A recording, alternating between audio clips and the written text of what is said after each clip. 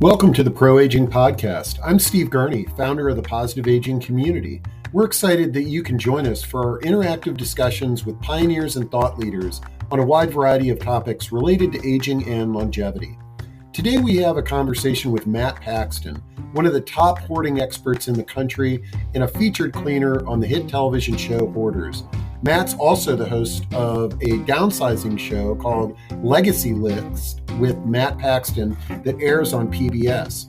This discussion was recorded way back in 2020 at the start of the pandemic, and it still maintained its standing on our greatest hits list. We just realized we never converted it to podcast format. So let's jump into the discussion with Matt Paxton.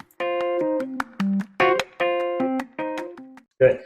Well, my name is Matt Paxton. I'm the host of a TV show called Legacy List with Matt Paxton on PBS.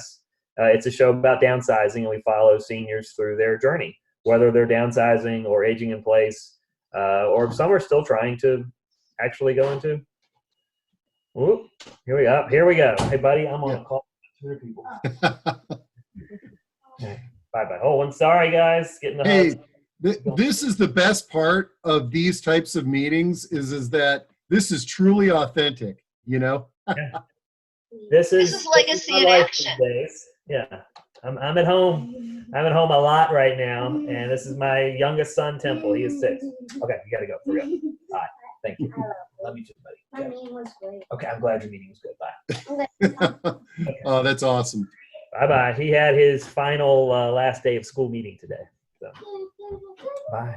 Okay, sorry. So I am a father of 3, if you can't tell. I have 3 young boys, 6, 8, and 10. But 20 years ago, I started cleaning attics. I was actually an economist for the Federal Reserve. Then I was an economist for Caesars Palace Casinos. And I got into a little bit of trouble. And I came home, back to Richmond, Virginia. I live about 2 hours south of y'all. And I started cleaning old ladies' attics. And then that summer, my dad, my stepdad, and both my grandfathers died in about 18 months. So I went from being the baby, the youngest guy in my family, to the oldest man in my family at 24. And a man is a strong word. I wasn't a man yet. And I had to clean all these houses, and I was grieving, and I was really sad. I was really angry. I was really lost. And then I also had to figure out what to do with all the stuff. Now, this was 20 years ago this year that this happened. And so I had to, I didn't know what to do. And I had to sell things. I had to sell the house. I saw a lot of realtors on here. I had to clean the house. I had to sell all the items in the house. I had to find out what they were worth. I had to collect my dad's bills, people that owed him money. I had to turn off the cable. My God, that was impossible. And keep in mind, there was no Facebook, there was no MySpace, there was nothing. I mean, so this was all on the phone. And I had to wrap up all the bills. I had to do it all. And I was grieving at the same time. And I remember just thinking, this really, really sucks. Like, it was awful. And my grandfather had always said, if something sucks, you should do it as a job because people will pay you to do it. And so here we are 20 years later, I'm still doing it. I just happen to do it on TV now. I've had multiple different companies. I had a company called Clutter Cleaner that was specifically with hoarding. I actually ended up just focusing on hoarding for about 10 years, and I was the host of that TV show Hoarders, if you've never seen that before. I've specialized in the worst of the worst, and we'll talk. I've already seen some pre-questions on hoarding, and I would love to go over those. Wrote a really good book called The Secret Lives of Hoarders, which is kind of a guide to walk people through cleaning up a hoarded home. And then started cleaning up more downsizing about 10 years ago, knowing that it's just half my clients would call me and say, well, I'm not a hoarder. I just got a lot of stuff. And by the way, not that there's anything wrong with being a hoarder. It is what it is. And, the nice thing about doing that TV show Hoarders is we help people kind of get past that stigma. My first 10 years, people would call, they'd be embarrassed. They wouldn't want to say anything.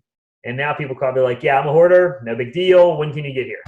And it's nice that people are asking for help now. But still half my clients are downsizing. It's just they have 50 years of stuff in a house. And, their kid, now they have grandkids in the house, and they raised their kids in that house. And so there's lots of items.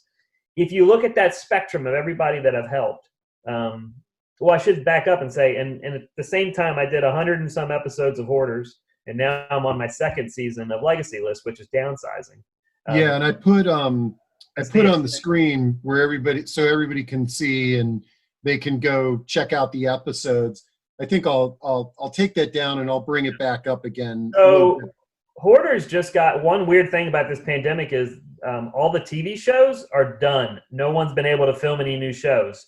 And so we're all watching the stuff that was filmed last summer.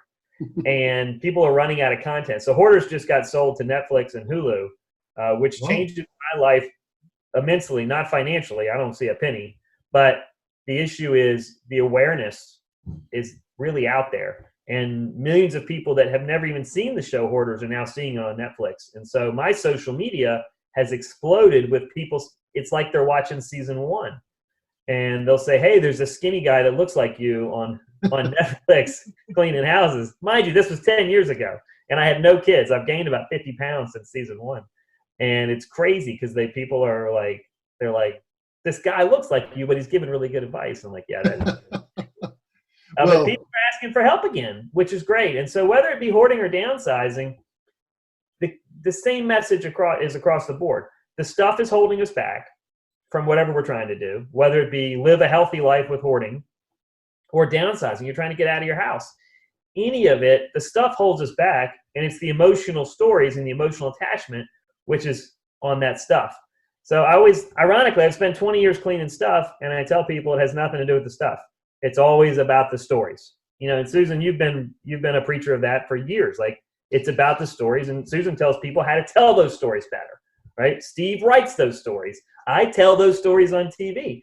What we've learned is, man, if you tell the stories, whether it's you and one other person sitting in a home, or you telling that story on a cell phone to somebody, or whether I'm on stage in front of 10,000 people telling stories, if you tell the stories, you're able to let it go.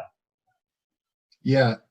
Whenever I've heard you speak, the way that you articulate the emotional attachment to possessions and how that can change our decision making and make things more challenging I know I always joke whenever we're around, I'm like, if I ever need therapy, I'm just going to give you a call up because you've got a very clear insight on that. I've been in a lot of therapy myself personally. and I tell you, it's funny. We actually help therapy get a little more popular because on Hoarders, we wouldn't clean the house unless there was a therapist present. And, I say this a lot on speeches, like people don't realize hoarding is a recognized mental disorder, and it's in the DSM-5 now. And we would offer up to a year of therapy for everyone that participated on that show. And if we didn't, I actually thought it was an unethical show to do. Without offering that therapy, it's not really right to do. Now, we're not there yet with downsizing. People are struggling. We get really mad at our grandparents, and we just shove it off as them being old. And we don't realize that they're grieving. That's real grief, right? Yeah. You think of the people we have that are coming through the system right now between 65 and 100. There's 2 generations. You think about what they went through. I'm 45. I know I look 25, but I'm 45. And a lot of the people, we haven't really had anything major in our lives until right now. This pandemic, some of us had 9/11, but not everybody. We had the Challenger blowing up, but not everybody. And this has affected us all. So, you look at our grandparents that had the Great Depression. You look at our the things they saw. My favorite story from my grandma, before she died, I said, what's the most amazing thing you ever saw? And she goes, oh, I saw a car. She goes, I was in the field picking cotton. And she goes, I saw a car drive by. She goes, that blew my mind. She goes, there was no horses. And then I said, oh, I hadn't really thought about it that way. And then she said, but, the first indoor bathroom that I saw in Oklahoma City was amazing. She goes, that was inside a building, and that blew her mind. And this is a lady that worked on a farm her whole life, So you think about what our family members have seen to where they are now. My kids complain about the Wi-Fi, right? Or, Netflix didn't work today. That's their biggest complaint. I am really blown away with the stories that are coming out right now. Because we're all going to be, I think most of us will look back on this time as a time of rest and being home.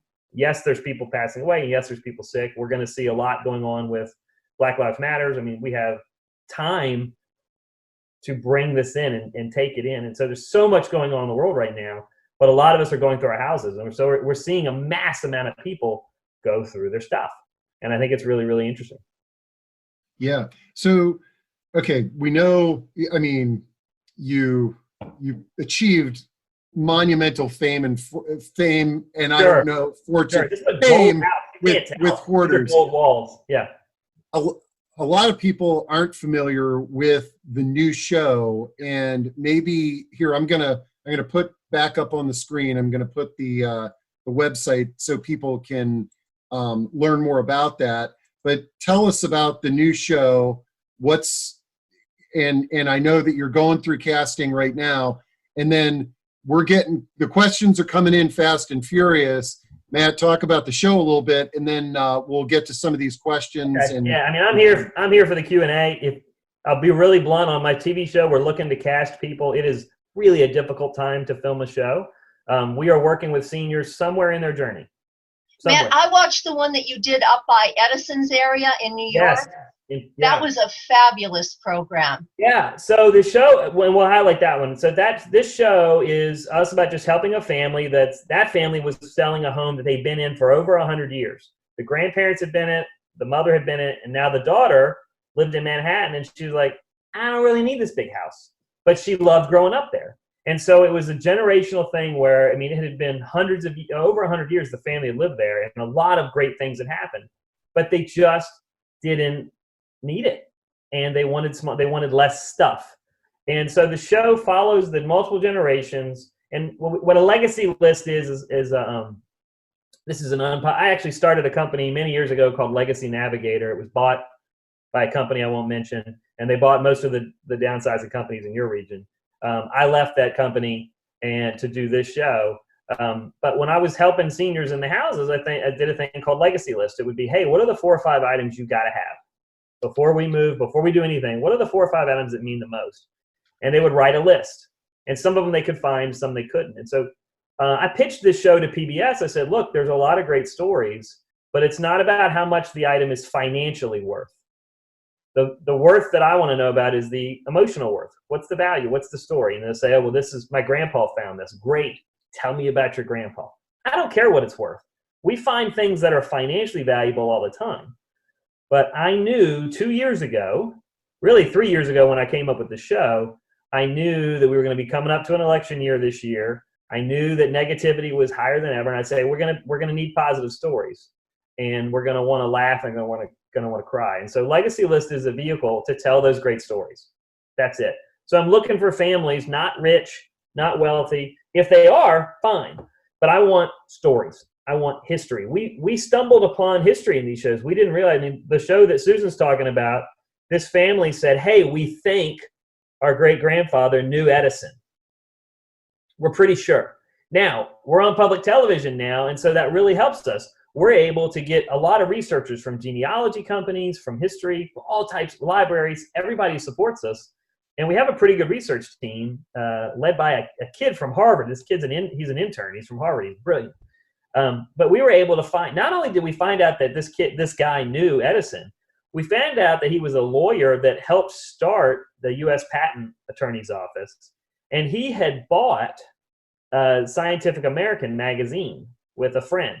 And, they built that magazine just so they could sell more patents. And we found all these letters and telegrams from Thomas Edison in the attic asking this lady's great-grandfather to come see his new invention, the light bulb. Our research team got in touch with the Edison people at the museum down the street, and they're like, we have the return letters that you're referring to. They had them in their catalogs, in their archives. So we were able to put together the message, which was basically this guy was like, hey, Edison was like, hey, come check out this thing. It's called 7 Miles of Lights.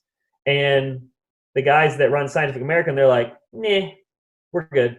And then he asked them like 6 times, and finally the 6th time, they said, all right, we'll come down. And we had the train ticket, everything. And it was all in the attic. And we were able to connect the whole story. And then finally he saw it. And then the next week in Scientific American was an article about this little invention called the light bulb. And it was the 5th most interesting thing he had seen that week. And this was all in the attic, man. I mean, that's an extreme amount of history. I will say in the region that we're in, basically from, Maryland to Richmond, there is an immense amount of history, some good, some bad. I'll tell you, we're a little nervous. I'm filming in 2 weeks. Mind you, I'm calling you from Richmond, Virginia. That's the old Richmond sideline right there behind us. We've got monuments and statues coming down as we speak right now because of the world we're in right now.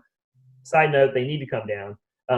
But we are also cleaning out someone from the Lee family in one of their mansions next month. And so we're going to have that conversation. And what I love about it is public television, PBS, allows us to have that real conversation. If we were on any other network, we'd have to sell commercials, and we wouldn't be able to have true, real conversations about the items we are finding in people's attics. Some great, some not. But public television allows us to have those conversations. And what we found is families want to talk. We've got grandparents and we've got grandkids that want to have that conversation. So we're actually really excited about season 2. We need just people. Again, not wealthy, not rich. As long as they got stories, I believe we can film this show in any house. I really believe that. Yeah, and everybody's got a story. What I like about the show is that Antiques Roadshow is all about the money. It's sort of like they analyze an item, and it's sort of like, oh, I thought it was worth more, and then the person kind of slumps away. And I think what you're doing is that, hey, yeah, sometimes there's monetary value, but it's family value. It's the meaning of it, and it's the history that could be, the Edison light bulb, but it's the family history, and those stories are very important. Yeah, hey, I'm seeing a lot of comments, and I love people have seen the show, and a lot of people on this call today are in the industry. You want to get to some questions? Yeah, I would just say, let me say this real quick. I mean, all of us, we make our money in this industry, right? And so we get focused on the money side of it. I'm going to tell you now more than ever, the stories is what we need. So it'd be great if somebody could help me cast this show. But if all you take from this message today is sit down with your clients and hear the stories, make sure your employees, especially more than ever, we're going back into homes very, very carefully. Like, ease into it, man. Hear the stories. Talk. Listen, I mean, I promise you, your brand will improve the more time. Your profitability may not the next 6 months, but let's be honest, we're happy to be back in the houses, right? Mm-hmm. Very slowly. But let's just hear those stories and take that time, and it creates a connection with the clients. And I'm going to be honest, it's just flat interesting. I mean, I'm blown away. I am truly now the luckiest man alive. I get paid to sit down with people's grandparents and visit. It's pretty cool. Absolutely. All right, let's do questions. All right. Well, okay, so first off, everybody, you can ask questions 2 ways. Use the Q&A or raise your hand and we'll put you on. And but Heidi Garvis put a question in chat, and can you really empty a house in 2 days, she asks. So Heidi, you've been in the industry. Hi, by the way. It's not something I really, really want to do. That lady, it's funny, people go, was that just for TV? Man, I wish that was just for TV. That lady had promised me and promised me and promised me that her family was going to help. So I only paid for movers to come. I did not come for packers. And people sometimes forget that there's a difference between packing and moving. So she swore to me for 2 months that her family was going to pack it up. We were good. And I verified and verified and verified. Her realtor is the one that brought us in. And of course, the morning before we get there to shoot, I mean, the movers were coming at 8 a.m. the next morning. I get there and she's like, yeah, we didn't get to packing. She just didn't get to it. So we had to rally 20 guys and women. We had to get 20 people to get together. And so we packed her up the entire night, all the way through.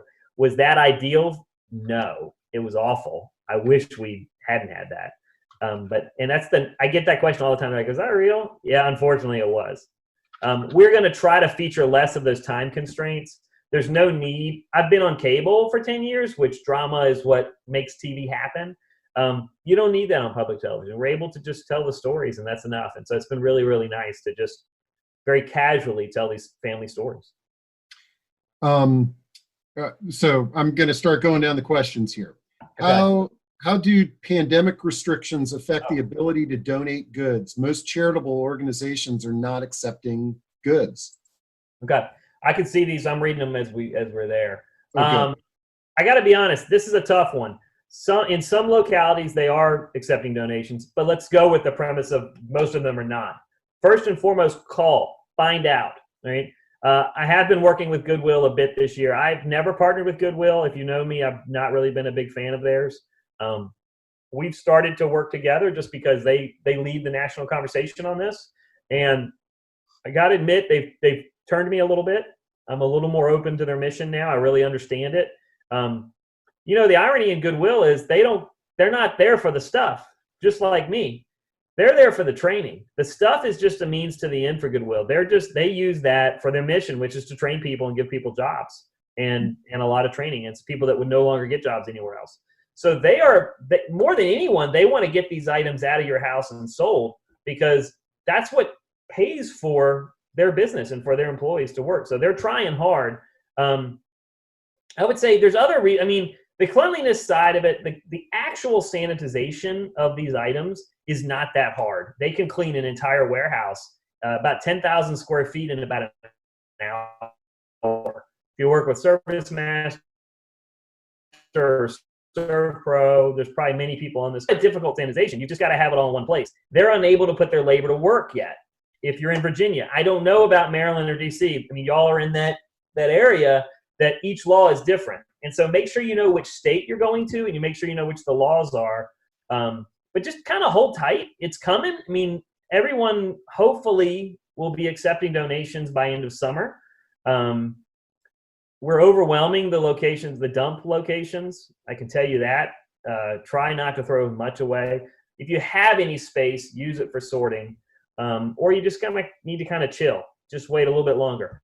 If you're selling the items, there's lots of levels of, and I saw for sales on here. I saw a couple in here. There's people that know more about this than I do, and they're probably entering in the comments. But I will tell you, if it's one item at a time, don't be afraid of Facebook Marketplace locally. Don't be afraid of Free Cycle. Don't be afraid of some of these websites. Facebook has some great groups where it's Buy Nothing.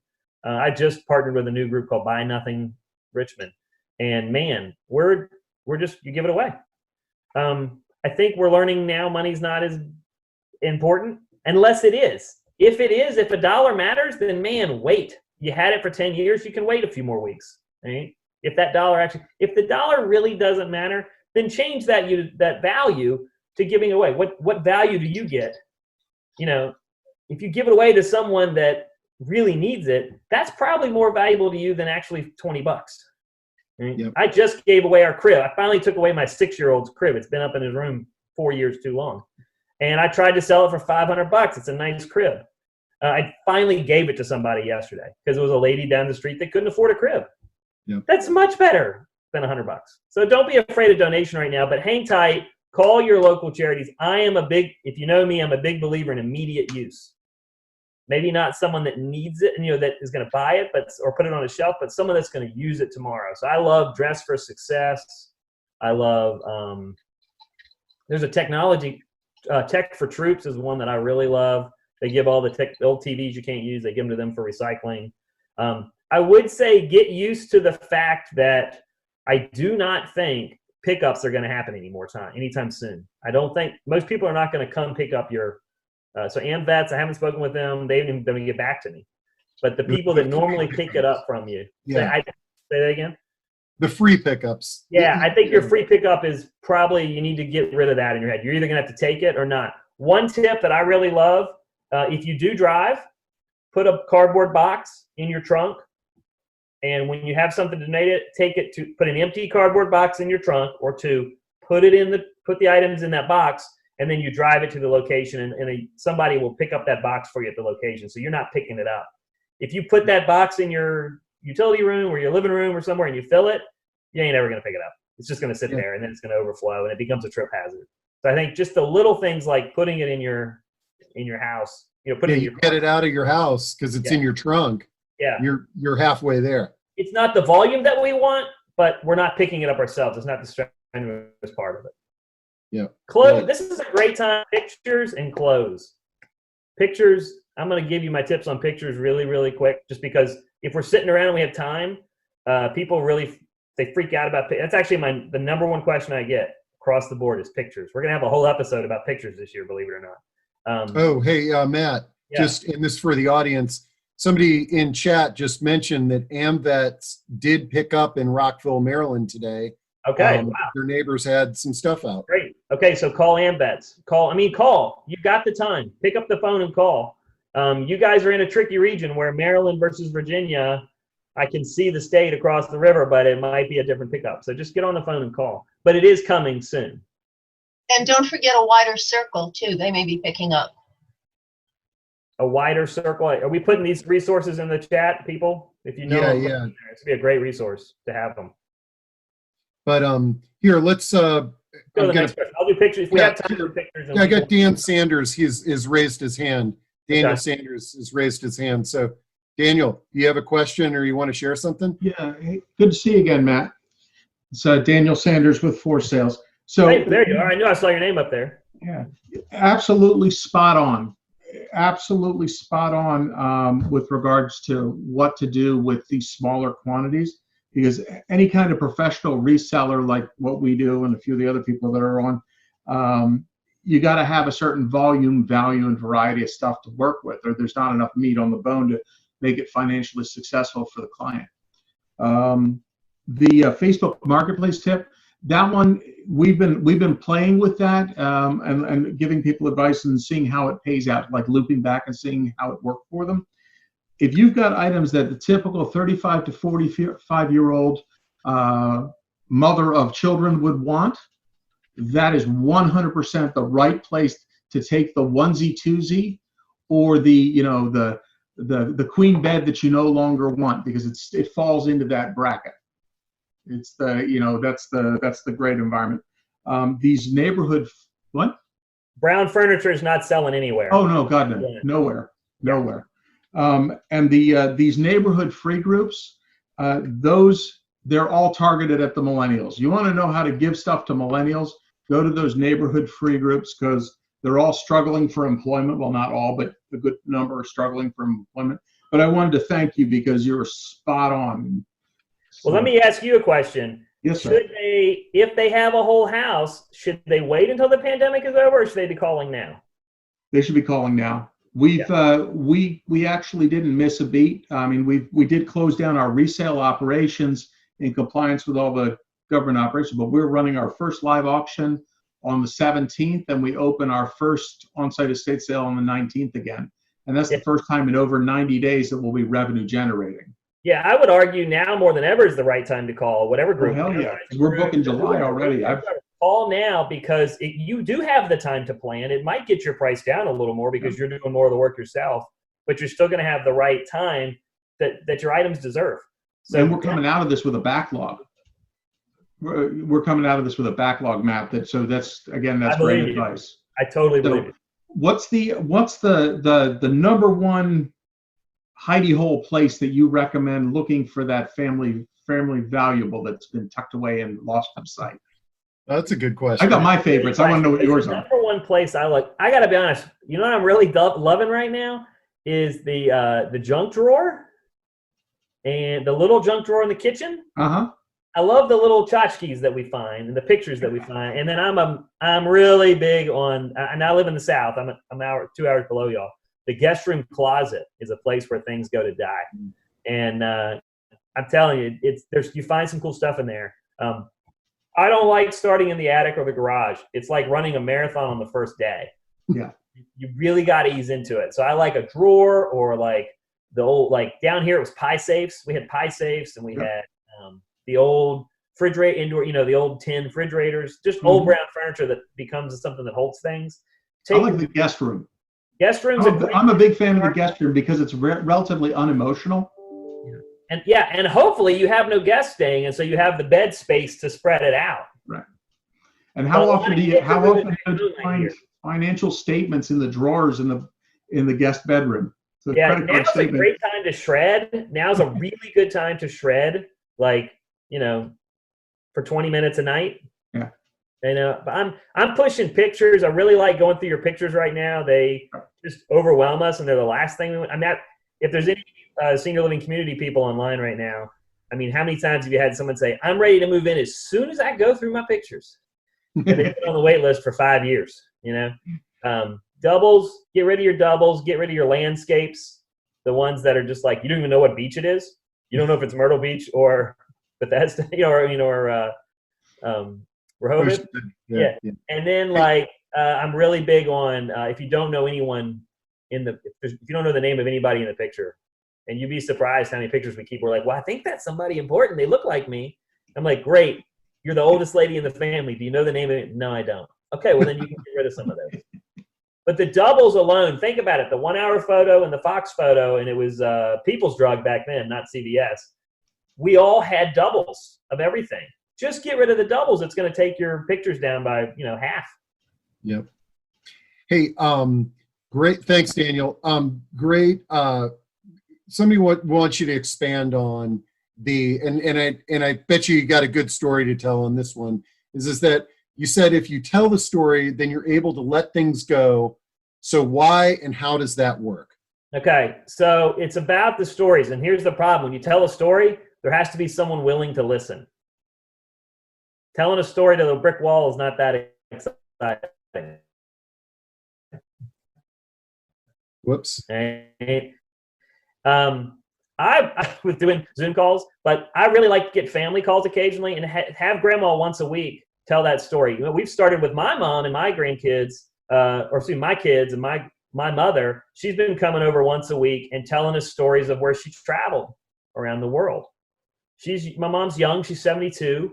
But she's not that young. And so my kids are, and they want to hear these stories. And so we pulled out a map. We put a map on the wall. And my mom says, hey, I went to Antwerp. They had to find Antwerp, right? And then my mom talked about this amazing meal she had there. And they're like, you ate snails? What? Right? And then my mom tells these stories. And it's a nice way to, instead of watching TV, we're talking for an hour at night. But my boys are taking notes. And I'll tell you one thing. This is something I learned this year. I got all my kids' notepads. I got them off their laptops, and they're writing notes, and they go back and research it later. That's really helped a lot. This is for young kids. But get your mom or your dad talking, and it's about 20 minutes, and just about their experiences. Where were they during the war? What was their first car is my favorite question. I ask that every day now to somebody. Hey, man, what was your first car? What was your first job? What's the coolest? Matt, that might be your next show. I would love that. I mean, that's an easy show. My God. What's your first car? And I had a guy this week. I was like, hey, man, he wouldn't talk. I was cashing him for the show. Uninterested as could be. I said, what was your first car? He goes, 51 Bel Air. And he got excited and said, well, how'd you get it? And he goes, I shined shoes from 8 to 18. And he shined shoes in California during World War II. I was like, great. Where were you? And so he starts to tell me about where he was stationed. I was like, what was California like in the 40s? And he's like, a little different, but not actually, and he starts to tell all these stories. And so the person asking, how does this work? You've got to initiate the questions and just get curious. If you watch my new show, All I Am is Curious. I actually never took a history class. I was in Virginia in the 80s. We somehow didn't teach history. I don't know how. I got out of that. I can tell you how cigarettes were made, but I don't know much about the history side of it. It's crazy. But I really have just gotten curious and excited, and that has passed on to my kids. And they're now, my favorite story is we had a lady back when I worked at Legacy Navigator. We had a lady that I found an old picture, and it was a roller coaster. And I said, well, where's this roller coaster? She goes, oh, that's Forest Hill Park. It's right up the street.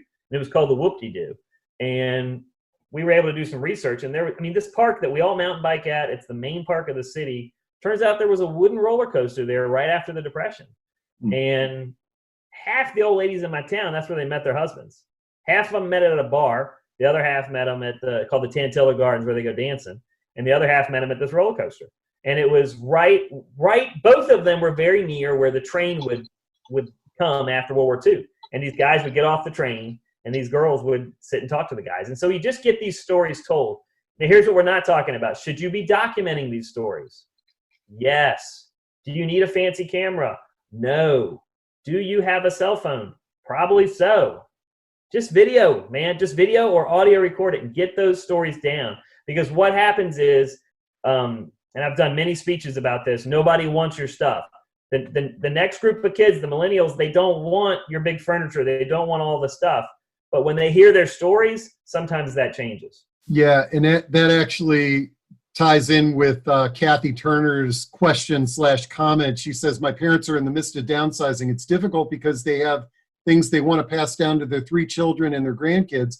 Us kids appreciate some things because they have meaning to us, but look at things as stuff that we just don't need. Is that there's a generation that doesn't necessarily want what the other generation is giving. I'm working on a book with AARP right now about this exact topic, right? How to communicate between the 2 generations. Because what we found is grandma and grandpa here, they don't want any of my stuff. And all we're saying is, no, dude, I don't want that wood sofa that's been in there for 50 years. I mean, it's like a green velvet in a room we don't go into, right? And it's got that gold piping, right? Communication is the issue on all these questions. How do you communicate it? You don't say, I don't want your stuff, Grandma. You say, God, I love you, Grandma. I just don't need that one specific couch. I have 2. Then when you got married to Grandpa, tell me about that apartment. What did I just do there? I flipped it. I said, Grandma, tell me your story, right? And so instead of her hearing my kids don't love me, which is what she hears, you now talk for 20 minutes. And then you find out, you're going to end up finding out fur coats is one of my favorite topics. Fur coats, the millennials hate the fur coats, right? And then they find pictures of grandma wearing it when she's really hot and really cool. And she's got this incredible story. And then all of a sudden, this girl that's like protesting fur is like, it's a nice jacket.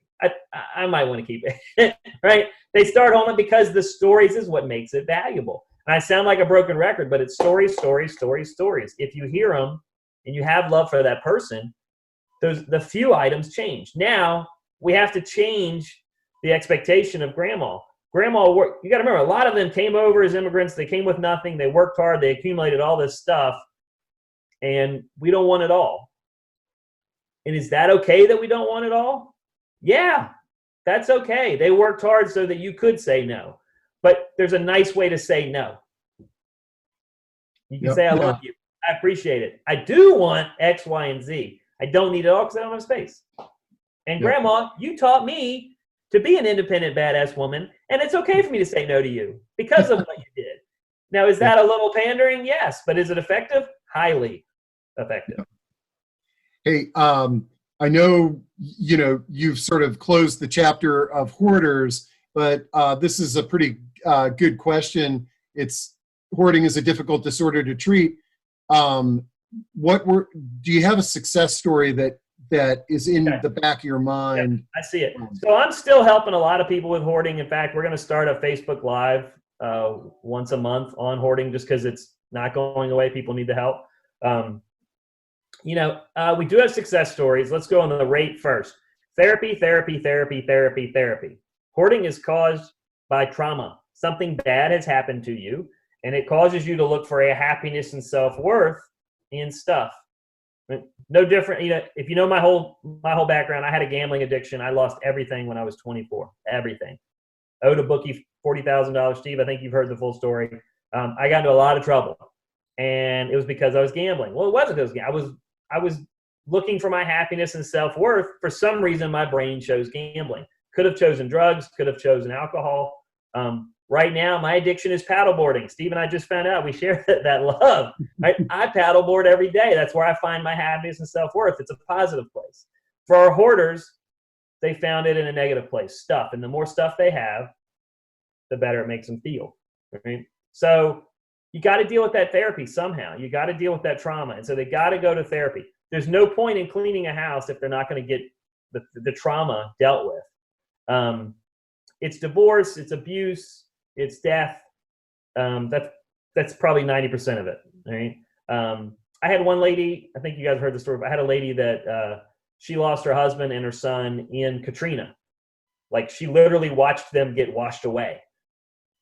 And so she held on to everything of her sons. And she said to me, she said, Matt, the hard thing is, I don't know if they died or if they survived and they chose not to contact me. Think about that. The trauma of not knowing if your son and husband made it or not. So she hoarded a lot of stuff to find happiness. Makes sense to me, right? They got to go to therapy. Our success rate, the methods that I've involved cleaning, we are 60% successful if the person goes to therapy. If they don't go to therapy, 100% of the time they relapse. Absolutely, 100% of the time. Mm-hmm. And I'm going to take that a little further.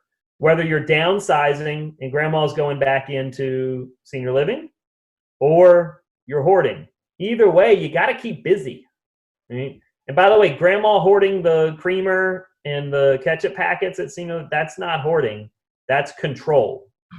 She's angry and she wants control of something, and so she's going to choose that. Huh. Interesting. That's a big, don't mess with me. Yeah. I want to jump to this question because it's from an APS, Adult Protective Services investigator, and receiving reports from seniors who are hoarders. It's a struggle to assist when somebody has limited resources or funds. Do you have any suggestions on how to help a hoarder who might be on limited funds? So most of the hoarders are on limited funds. I will say, so the DC metro area, ironically, is the #1 place for hoarding in the country. It's DC, Boston, and San Francisco. Those are the top 3. What do those 3 things have in common? High income, high education, right? So I will say I've been cleaning hoarded houses in the DC metro Maryland area for almost 20 years now. And they have more availability than you think. No one has ever said to me, yeah, I got a ton of money. Let's nip this in the bud early. Right? So let's, and a lot of them have spent their money on the stuff. There are no funds available. I mean, we're and especially now, we're the lowest person on the totem pole. There's not going to be a group of people that just say, hey, here's some money. Abilities Network in Maryland occasionally has some funds. They're a great group. Abilities Network is really, they've done a really good job. I've trained a lot of their people. They're a good group. But I think volunteerism is going to be the solution to this. A lot of churches have reached out to us. Right now, there's not a solution. I started to work with AmeriCorps. They have over 100,000 seniors that wanted to volunteer pre-COVID. Churches, I think, is the solution. I've reached out to a few folks. I don't have the ability to lead this. I'd love to offer my training. If anybody here is bored and has time, I'd love to create a national training volunteer base. I think faith services are going to be where that solution is going to be. But right now it doesn't exist. And there has to be a non-judgmental, trained volunteer force that's safe. By the way, trying to get a bunch of N95 masks right now ain't going to happen, right? We got to find a way for it to be safe. They got to be educated, and they can't be judgmental. But if we could treat that, it's a really good mission. I mean, 5% of the country struggles with hoarding, and a lot of research will argue that we're going to see an increase in that post-COVID. Hey, Barbara Sullivan from the Village to Village Network asked the million. Hello, Barbara. Yeah. No, I talked to her the other day, and she was excited to be on here. The million-dollar question that we're all asking: do you think more seniors are staying at home now versus moving to senior communities after COVID? All right, that is a million-dollar question. I'm seeing both. My gut and my vision tells me more are going to stay home, but a lot of people are still moving. I mean, we're getting a lot of calls. I know a lot of people wanting help. I think they want to be communicated to better. They want to know what the safety protocols are. A lot of people are very nervous that there's going to be this round 2, and they're going to be isolated back. They're going to be in quarantine in a community, and I don't think people want that. But I know a lot of people are talking about a spring move-in. Yeah. A lot of people. Go ahead. Yeah, no, I was on the phone with a woman today, and she was bouncing she's already got her move-in date at a community, and, she was just like, look, I'm going to be isolated in my home, or I'm going to be isolated in a community where I have some amenities. And so it's very much a personal decision. Yeah, let's say, let's use this as a chance to mention Village to Village. Village to Village is a really strong network where it allows seniors to stay at home. And so, I would hope things like Village to Village are going to increase membership. I am seeing more people online offering help. I see all the time my neighbors saying, hey, I'm running to Costco. Who needs something?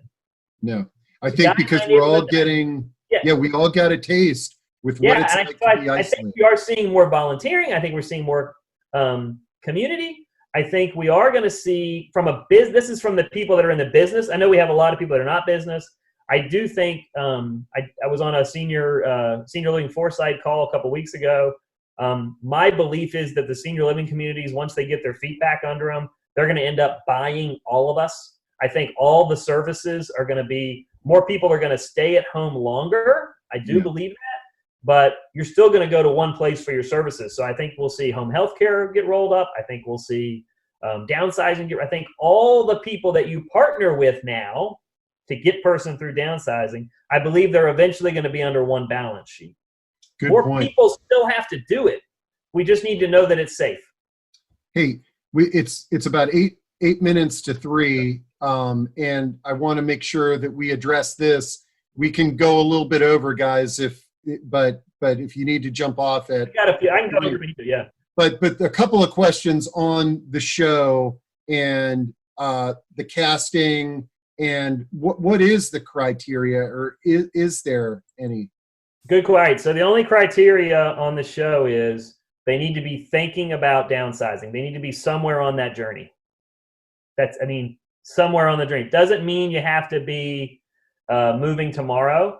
A lot of people were thinking about moving, and now they're saying, I'm going to pause a little bit. But you know what the number one issue on downside? Well, actually, number one is what I do with the pictures. Number two is how do I get started?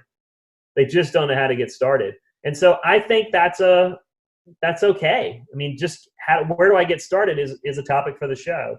We've got community reaching out to us, which is fine. Anybody, because if it's an issue that your client has, it's probably an issue that millions of people have, and we need to feature it. And PBS has really given me pretty carte blanche to do what I want. They're just saying, make sure it's an honest story. We would love as much diversity as possible. We really need more diversity. A bunch of rich white people is not a great show, to be honest. So the wealthier the family, we found they care more about the stuff. The less wealthy, the more the human stories are. And so I'm leaning towards, average, regular. I like the interesting stories myself. But if you got that really I hate this word crazy, it's my least favorite word. But if you got that real character that, whether it's your grandma or a friend or a client that's been on your wait list for 10 years and they're just a handful, but you love them to death, they're usually really good. And I will tell you, what I saw last season, we didn't know going into it. Pretty much every family, there's always one really strong female that held the family together. And they're usually the people that I want on them. Dad, we didn't, of all the families we helped last season, it was 100% of the time was a strong female that ended up being the one that managed everything and did everything. And so they end up being the person telling the story. I like tragedy and triumph. I am casting someone. We've got somebody that was in the encampments, the Asian encampments in California. I'm trying to cast somebody right now from, there's a few survivors left from the Holocaust. These are real people that went through true hardship. And I think we can all learn from them. So that's a bonus if we have that. But I got one lady that's just crazy, and I love her. And she's going to be really good on TV. Awesome. Susan, I know you got to jump over. Let me answer this real quick. What are we doing to help them? We're telling their story, and we are going to help. We put money towards the downsizing, but we pay the actual we pay the business that's helping them. We don't just give them cash. All right. Susan, I know you got to jump over to Thursdays at 3. You shared the link with. You shared I the do. link I've got the link in there, but I want to say that I've got about 3 new programs for you, Matt. Just let me know who you want me to lobby. I think Get Curious is wonderful with regard to children. I like the concept of the religious and the faith-based. You got all kinds of stuff going on there. You My just need plate to is live long full. enough. If you want to run with it, I'd love to advise. My plate is full. I'm taking on no new projects the next year. That's my promise to my kids. All I'm right. going to call you, Susan. So good to see you. What Susan's got to have the last word for her. What do you want people to know after hearing all this? Listen to Matt. You're wonderful. And thank you, Steve. It's all about the dots. Everybody connect. It's all about the dots. All right. And we And got, be kind. thanks, Susan. We got more questions and Okay. Matt's staying on, but Bye, everyone. we'll join you in a bit there, Susan. Okay. What about, do you have a favorite junk cleanout company? That's a loaded question. There's a lot of really good companies up here. Or maybe if you don't want to share a specific company, what is the question that Matt Paxton would ask if he's calling some of these guys? I want to know what they're doing with the donated items. They should be able to answer that. Some of them monetize it, some of them donate it. Just want to know. I'd want to know what their safety protocols are. Are they just doing curbside pickup or not? There's, what's the red company up there? Red and white. Red and white logo. 123. 123 is really good. Their crew is awesome. I've worked with them a lot up there. 123 is really, really good. And I would say to the attendee, I'd say to the attendees, type in to the chat if you've got companies that you've used. 800 Got Junk, College Hunks, they're all good up there, to be honest. Winfrey is a NAPO partner. I mean, if you work with NASM and you work with NAPO, you're not going to get by being bad. I'll tell you that right now. A good NASM member. I mean,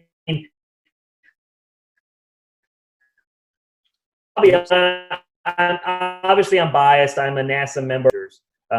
I work with, I mean, if you got a whole house, man, you need to reach out to them. I mean, reach out to a professional. And just so everybody on the call might not be familiar with NASM, it's the National Association of Senior Move Managers. And this is a relatively new profession that didn't exist, 15, 20 years ago. And it's really made a huge change in people tackling moving and downsizing.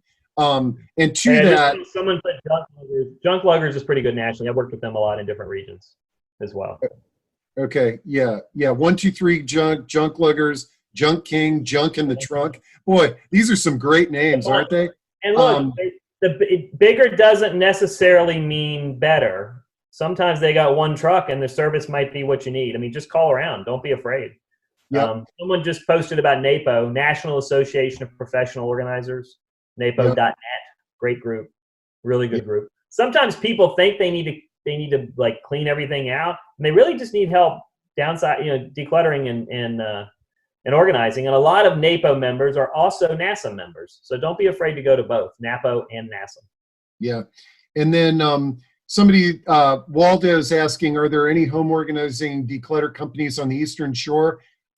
Folks, you guys know the answers in the audience, so throw that into chat and help out Waldo. Anna Novak says, I meet a lot of folks who say they want to downsize in a year or more. What's your advice on the types of jobs they should tackle first when they're starting out? First of all, Anna, I owe you a phone call. I know I do. Thank you. This is how she tracked you down. I know. Oh, Anne's thorough. I know. She'll get me. I think, it's never too early to start. I really like a plan. I mean, here's the part nobody wants to discuss. You got to know where you're going. And people are like, I want to downsize. I'm ready to sell my house. Great. Where are you moving to? I have no idea. Well, how do you know what you're going to take? How do you know how much money you need? You really got to address where you're going to. And so I think now more than ever, you really need to start looking. There's going to be some deals. There's going to be some move-in deals. I know a lot of communities have reached out to me, and their marketing department is actually offering to pay for some of the downsizing costs. And they'll bring the right downsized person in, or they'll bring the right realtor in. So don't be afraid to call the right realtor. Novak's a great example of a realtor that's getting involved in SRES. They're getting involved in NASM. They're starting to bring all the pieces together. Right? I mean, a lot of us on this call are starting to do more than just one thing, and that's okay because we see people want to be a one-stop shop. Just get on the phone and call someone you trust, whether it be someone from church, someone from the community told you about, but just start, and you need to figure out, I mean, if your house is messy, there was someone that sent a pre-question in, we're saying they had the garage and the attic were still full, the rest of the house was good. They were being very nice in how they asked that question because clearly they were protecting one family member. I've read these emails long enough to know what's going on there. Look, the garage needs to be clean. I'm going to be really blunt with you. You're going to have a hard time selling the house if the garage isn't clean. The attic, you can get away with the attic not being perfect. If you've got that one room that's horrible, you need to address it. And now is the time to do it. And I like your advice. In the past, you've always said, don't feel like you got to take on the whole room. Take one drawer at a time. Oh, dude, I'm 10 minutes a night. I'm bare bones. I mean, clean 10 minutes a night. You 1 foot by 1 foot. Compare this to working out. Like, I'm the heaviest I've ever been, ever, physically. And I'm starting to eat a little better. All right. I'm starting to walk 10, 20 minutes. That's me doing one drawer at a time. I'm not going to clean the whole attic out in a weekend. Steve, you've seen me do this in classes all the time. I ask the whole audience, I say, how long have you lived in your house? 5 years, a few people. 10 years, a few more people. And I just keep, and you get to 40. Some of us have lived in these houses 40, 50 years. So remember, it took you 50 years to fill the house. You're not going to clean it in an afternoon. It's going to take some time. Salacious plug here. If you submit this client or you submit yourself for my show, you're going to get me and my team and whatever experts we bring in to help you clean. That's a great way to get started, dude. That's what I was going to say. Hey, and on that, because there's 2 or 3 questions, the TV show, is there a specific geographic area or is the whole country? We're looking at the whole country right now. Okay. I would love to be between PA and Atlanta, but I'll go anywhere for a good story. Great. And then Bruce Goodman, we will get you Matt's contact info so that you can reach out to him. Hey, I think my intern's on here. Anna, put our website and put my email, paxtoniscool@gmail.com. Great. And then when I send the follow-up out, I'll get it out. There you go. Judy Tiger, seems like some diverse historians and genealogists may be a good lead for families. Yeah, boy, that is Let me tell you something. I have just been turned on to the genealogy field.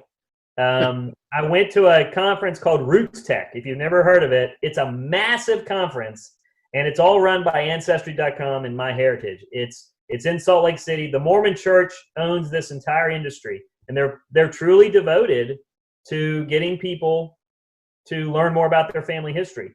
Most of my clients, that's their next thing they want to do. They want to learn about their family history. In fact, we just did if you go on my YouTube page or go on any of my social medias, which Anna just promoted, I did an hour-long intro to genealogy.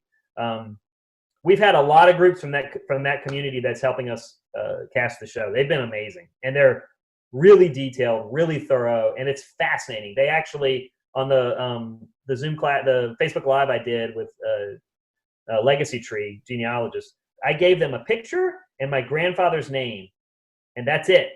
And they found out a bunch of information on my family. It blew me away, and it's really made me get excited about it. That's probably, from a business perspective, I think that's there's a ton of opportunity in genealogy because so many of us really want to learn more. Oh, and it's really interesting. I did the Mayflower thing, and it was fascinating. Marianne Griffin has a question. Marianne,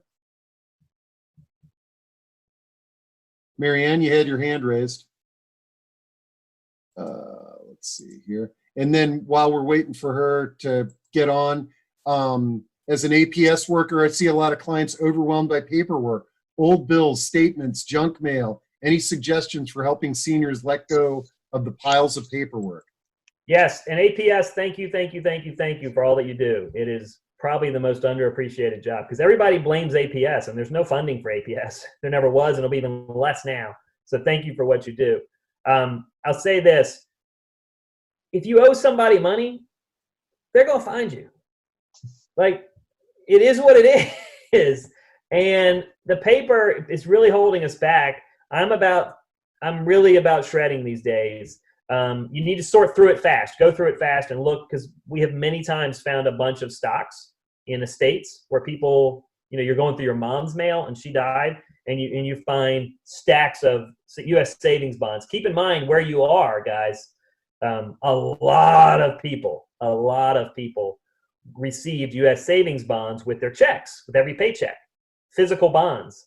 And so DC, basically Fredericksburg to Bethesda, we always search every single drawer. We go through every piece of paper and we shake every book, because we find thousands of dollars in matured bonds, whether it be stocks, savings bonds. I had one lady, she goes, "Oh, those are all expired." I said, "No, ma'am, those are matured." And she and her mom had been separated. They didn't talk. They didn't do anything. And she thought her mom didn't like her. And when we cleaned out her mom's house, it was in downtown in Southwest DC, we found it was like 10 grand, which was like $1 million to this lady. And the savings bonds were actually in the daughter's name, in the lady that hired us. So she thought her mom didn't even like her. And here we are. We said, not only did your mom like you, she specifically saved this money for you your entire life. And it changed her life. It was really a special moment. So go through the paperwork.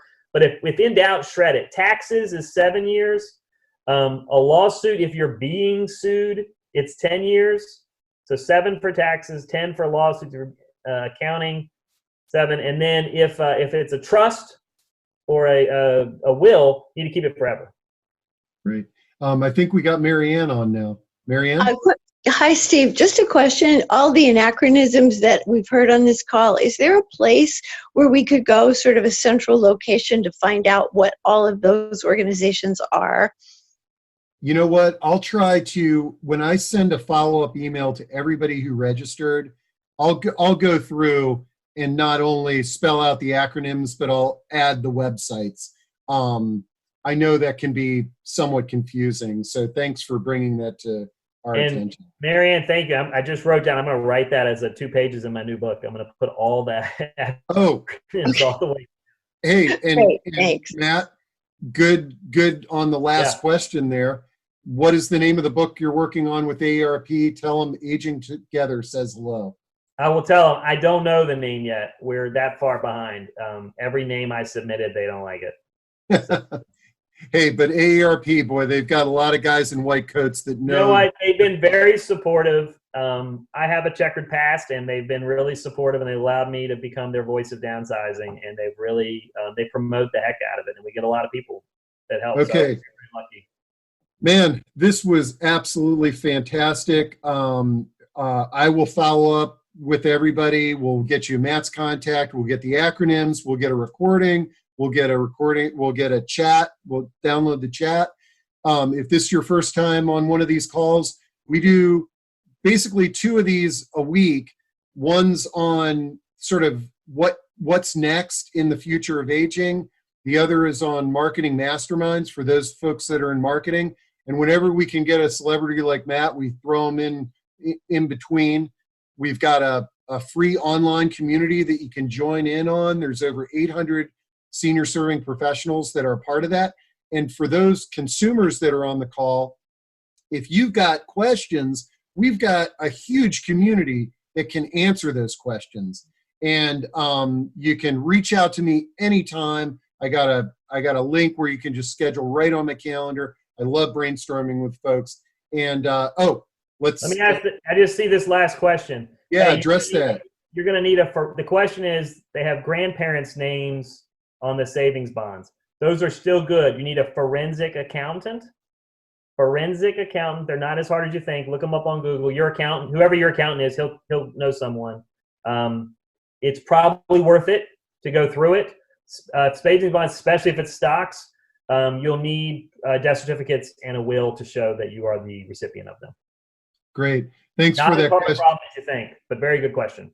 Yeah, thanks for that question, Kim. And it looks like we've got through all the questions. This is great. And we got to see your son. He didn't jump back in. I figured he'd be back in there 2 or 3 times. They get Slurpees. I told them they get Slurpees if they stay out of the room. So I got to go get them Slurpees now. Oh, that's nice. Well, listen, the next time you're up here, the next time I'm down there, we got to get out on the paddle boards. You're coming whitewater paddling with me, dude. It's literally in my calendar to invite you. Yes. All right. Okay. Well, thanks, Matt, and we really appreciate your Steve, hey, we thank you for putting us all together, Steve. You keep a lot of us educated. Thank you, man. Awesome. Okay, we'll talk to you soon. Thanks, guys. You bet.